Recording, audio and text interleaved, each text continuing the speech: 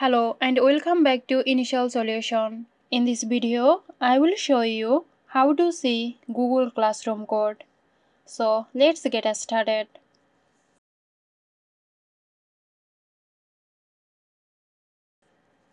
Sign in into your Google Classroom and click on the specific class for which you want to find the class code.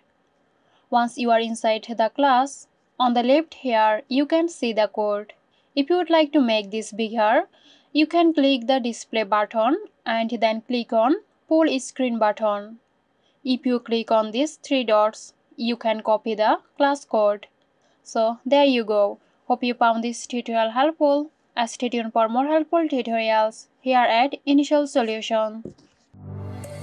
This video is sponsored by Zerosoft. Zerosoft offers graphic design, UI UX design, digital marketing and web development.